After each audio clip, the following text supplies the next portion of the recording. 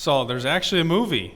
You were telling me all about it. So if you're interested, there is a movie out there that kind of talks about the background to this last song that we're going to talk about as part of our Christmas series. I heard the bells on Christmas Day. Now it's pretty cool, and I feel kind of terrible because I forgot to ring the bells this morning, but we actually normally do that. We ring the bells on a normal Sunday, but back in the day, the ringing of the bells kind of began the Christmas celebration. That was kind of what said, hey, it's time to start celebrating. So I don't know how many of you did any sort of gift exchanging yet for Christmas, but it was kind of cultural that you wouldn't exchange gifts until the bells would ring. And so it was kind of this big deal when the church bells would ring. And so the song was written kind of as a reflection around some of that and the grief that's going on that Longfellow was experiencing in life. And so we say Merry Christmas, and I think we can all agree that sometimes the reality is we recognize the merriness of a time of year like this, but there's also difficulties and complexities that come with it.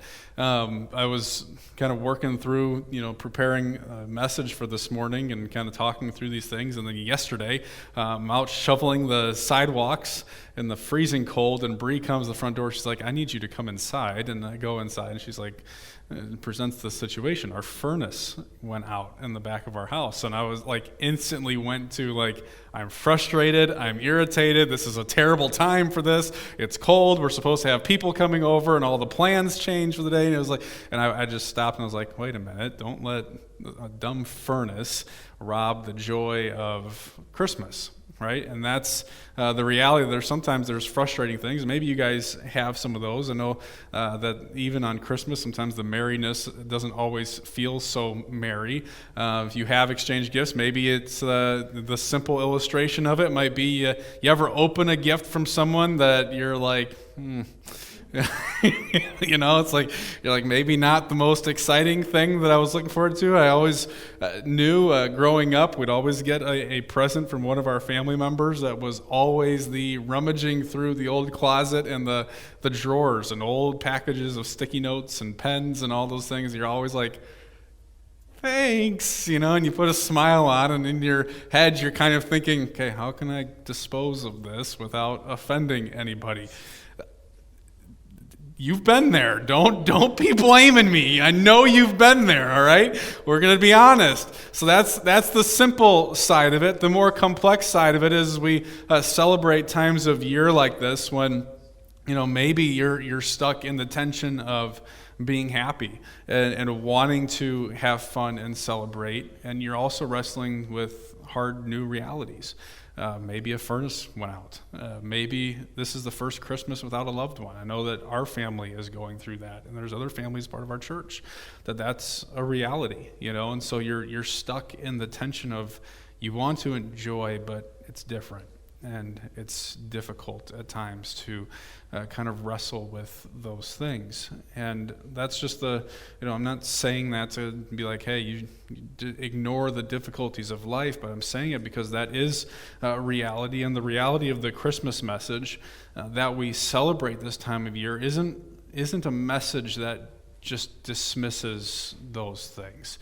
I think it's a message that really speaks into those things if we allow it to. And so this morning we're going to spend a little bit of time just for a minute talking about this song, I Heard the Bells on Christmas Day. So if you got your bulletin, I've had it printed on the sheet in there, the lyrics to the song, because as we worked through the first couple of these songs, I was like, you kind of reference to things, and I realized we didn't necessarily have those available for you to look at. So if you were to pull those out and see the lyrics of the song, you were forced to wrestle with, and Henry Longfellow did, these difficult realities. So the video that we showed kind of presented a little bit of that, kind of showed you a little bit of a glimpse into the context surrounding this. But Henry Longfellow was a man that many years ago on a Christmas morning was dealing with some of those complexities, some of those difficulties of life. His wife died after an accident involving a fire that he was trying to put out, trying to save her, but he wasn't able to do that. And as a matter of fact, he got hurt so bad in the midst of it that he wasn't even able to attend his own wife's funeral. That has a big impact on somebody. So he becomes the widowed father of 6 children, the youngest of which actually died in infancy. And so here's this man wrestling with these things. And then 2 years after his wife's death, civil war in the heat of everything that's going on, his oldest son, Charles, secretly goes and enlists in the military and goes off to fight and gets hurt. And he receives a message back saying, your son's been wounded in battle. And the initial reports were it's not looking so good. And so here's this guy, quite frankly, that's a lot to kind of process and go through. And so the video that we watched said, right, he has a poet's voice silenced by grief. And so he had quit writing. This famous poet, this guy writing all these poems and songs, and he had stopped writing as he wrestled with these things. And I think if we're honest, there's times in our lives where we can relate to some of that stuff, where it's like the difficulties of life can seem to come in and they throw such a wrench in things that the things maybe we enjoy or love to do, you kind of step back. And he fell into a deep depression and just wrestling with this and wondering why and having to deal with these difficult new realities. But his son encouraged him to continue writing. And so on a Christmas morning, he sat down, and you can just kind of picture, I didn't see the movie. Did you go see the movie? You haven't seen the movie, so I hear though that it is good. So I'm actually interested to go see it. But I picture the man sitting at a window, hearing the bells, and that's what the opening lyrics say, right? I heard the bells on Christmas Day, their old familiar carols play, and wild and sweet the words repeat of peace on earth, goodwill to men. So you can kind of picture this town square, couldn't you? Where the bells are ringing and people are out in the square and they're singing these Christmas carols, and there's smiles and there's happiness and there's joy, and then there's a man saying, I'm not feeling the joy of Christmas. And that's what he wrestles with here in the third verse, in that third paragraph down, if you're looking at those things. And in despair I bowed my head. There's no peace on earth, I said, for hate is strong and mocks the song of peace on earth, goodwill to men.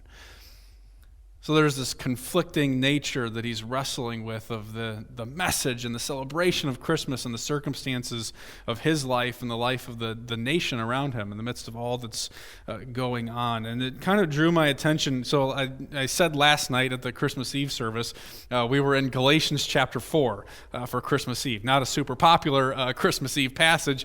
So we're going to kind of keep that thread going. And we're going to go to Psalm 43 this morning. Also not super popular in terms of a Christmas passage in the Scriptures, but just the stuff that this song brings up and works through, I kind of drew my attention to Psalm 43, because the psalmist is writing in the first couple verses, he kind of presents the problem that he's facing. Vindicate me, O God, defend my cause against an ungodly people. From the deceitful and unjust man, deliver me.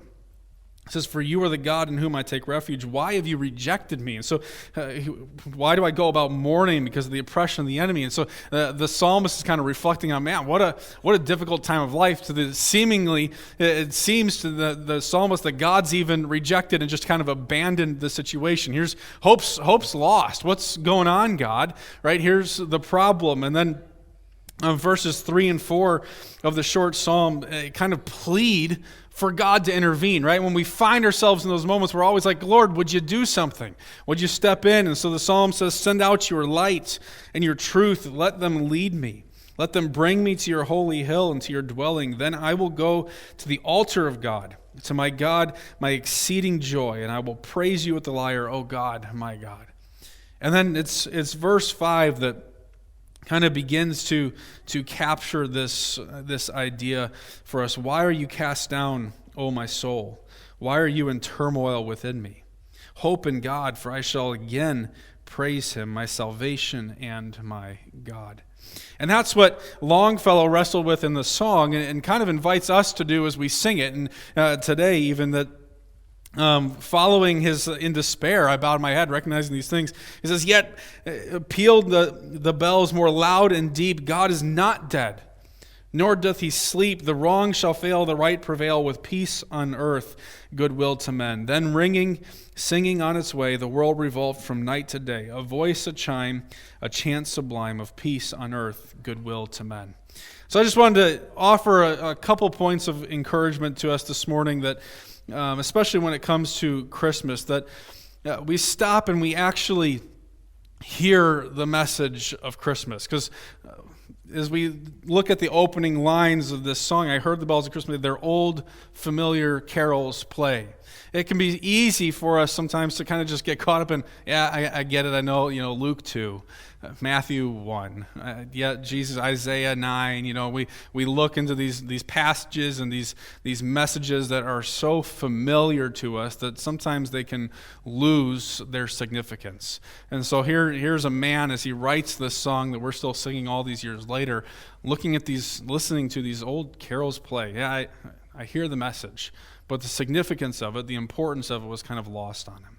So I want to encourage us. It's not about always trying to find the new spin to put on Christmas. Bill, you were a pastor for a lot of years, and every year when Christmas comes up and preaching meetings, it's always what are we doing for Christmas this year? Are we doing the same old, shepherds and wise men, or the same story? What are we going to do that's unique and fun? And it's not really about putting a new spin on Christmas. It's an old story. It's a great story. It's a significant story. The significance isn't found in presenting it in new ways. The significance is found in us actually slowing down to consider and to hear what the message is. So last night, and for those of you who weren't here, we were talking about how when the fullness of time had come, that the Christmas story, Jesus' story, didn't start in the stable, didn't start at Christmas, but that's just part of it. His story had been going for a long, long time. We talked about all the scriptures being his story, from the very beginning pointing to him, right? And so this great significance of what it is. So as we celebrate Christmas, it's let's slow down. Let's actually ponder. And that was one of the things we just kind of said. There's a lot to ponder. There's a lot to consider. And I know that Christmas can be busy and hectic, and I know that you guys have lots of stuff going on. But I hope you'll find some time to stop and actually consider the Christmas story, to really ponder the truths of it and the impact that it's had. Because as Longfellow did this, as Henry Longfellow did this, he stopped and he was reflecting on just the despair of his own life. And then he's like, but you know what? God's not dead. God doesn't sleep. There is hope. While it may seem like there isn't, while it may seem like the world's falling to shambles, whether out there or in my own life, God's involved, and that's the great blessing of Christmas, that God's not so disconnected from his creation. He entered into it. He came into it. He took on flesh. There's massive implications for these things, and so some great hope to be found in all of it. And then the kind of final encouragement, especially coming from Psalm 43, is to hope in God. Hear the message of Christmas and then hope in God. So that's verse 5. Why are you cast down, O my soul? Right? Here's this dreadful situation that God seemingly, it feels like God's out of the picture, that he's not doing anything. Where have you gone? What's going on? Why am I mourning? Why am I grieving all these things? And he says, why are you cast down? There's like this, what do I really have to be upset about? Oh, my soul. And then he says, why are you in turmoil within me? Hope in God. And sometimes we need to tell ourselves that, because maybe the feelings aren't there. Maybe the emotions of all these things, it's like, okay, how is this going to work out? How is God working in all these situations? Hope in him. Sometimes we need to say, hey, you know what? I'm not going to live based on the circumstances. I'm going to live with hope in the Lord. And I shall again praise his name, my salvation and my God. Because the message of Christmas is one that, if we understand it, it lifts our gaze up from just the world around us and causes us to look to our Savior, the one who came, the one who transcends just the circumstances of life. He's greater than. There's a great hope to look beyond the here and now. And so I'll close kind of with this idea, is that on Christmas, I'm going to ask you, as one of the final verses, and I don't think it made it onto our sheet of paper this morning, say, do you hear the bells?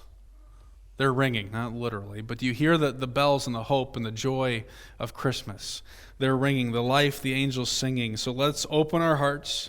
Let's hear them, peace on earth, goodwill to men.